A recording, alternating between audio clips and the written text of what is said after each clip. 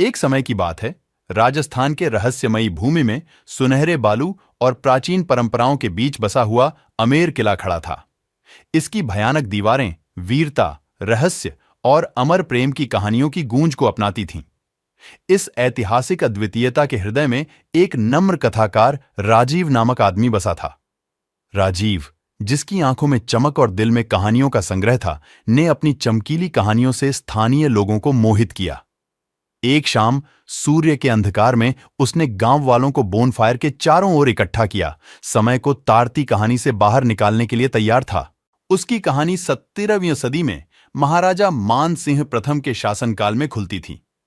एक साहसी योद्धा, वीर, ने सुंदर राजकुमारी आन्या से प्रेम किया। हालांकि उनका प्रेम समय की कठिनाइयों और राजनीतिक जटिलताओं से रुका गया था। जैसे कि पूरे चांदनी रातें चोरी चुपके की झलकियों और बिछिए हुए वादों के साक्षात्कारों का साक्षात्कार कर रही थीं, वीर और आन्या ने ठाना किया कि वे अमेर किले के छुपे हुए पथों में गुप्त मिलेंगे।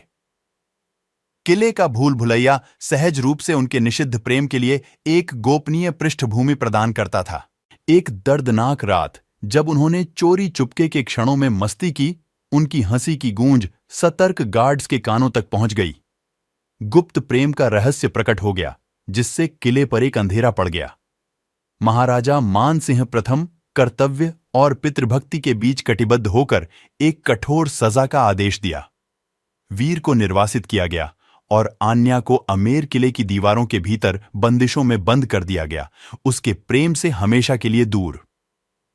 किला, जो कभी उनके गुप्त मिलन का साक्षी था, अब उनकी दुखद कहानी का भार उठाता था। वर्षों बीत गए और वीर और आन्या की कथा जीवित रही। कथा का